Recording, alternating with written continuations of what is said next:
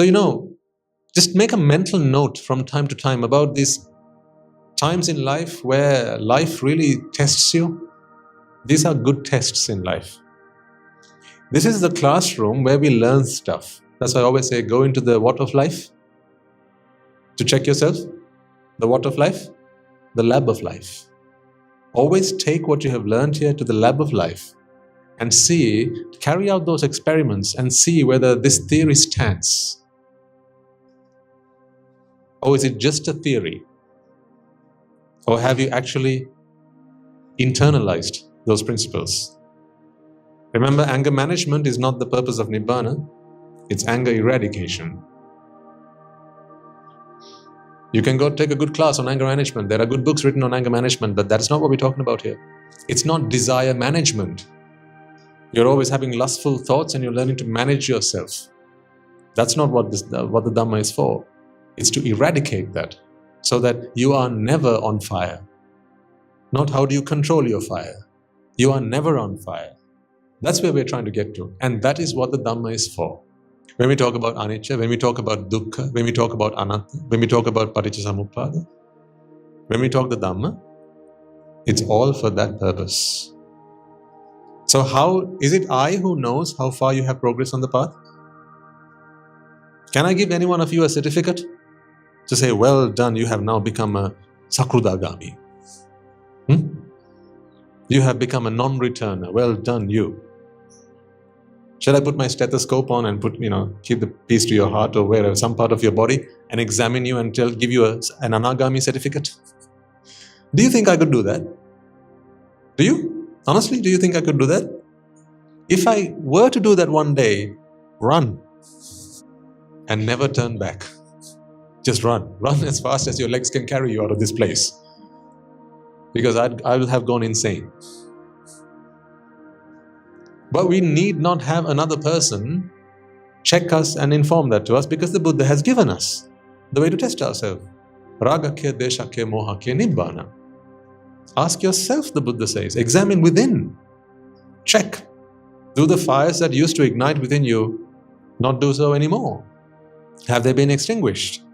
If you are someone who always used to get angry, always on the edge of your seat, has that changed now? Is it because of self-restraint? Or is it because you just don't get angry in the first place? That's the real victory. Remember, I'm not talking about learning to control yourself. It's not that. It's not about controlling. It's not about self-control. It's about self-eradication. Because for as long as there is a self, you will have to control the bugger. Won't you? For as long as there is a self, you'll have to control it. Therefore, people will always talk about self-control. Have a bit of self-control about you. Come on, we're in public. Self-control, decency, come on. People will expect that of you. But what if there is no self? Then who's there to control? That's the desired state.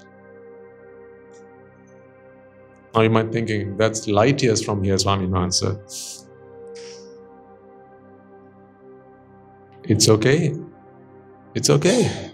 It's okay. If I'm telling you it's okay, what's your problem? If I'm looking at you in the eye and telling you whatever your problems are, it's okay. If I have accepted you, what is your problem? In the church, there's a thing called the confessions box. Right? So you go to the confessions box and you confess. So there's a priest or a pastor or someone on the other side, and they listen to your confessions. They don't condemn. They don't judge. What does the priest do? Accept. They accept. Can you become a priest to yourself before you become a priest to another? That's why they call them a father. They call fathers, aren't they? Can you become a father to yourself? Can you become a mother to yourself? Can you become a sister, a brother to yourself? Can you become a priest to yourself before you go and try to become one to another?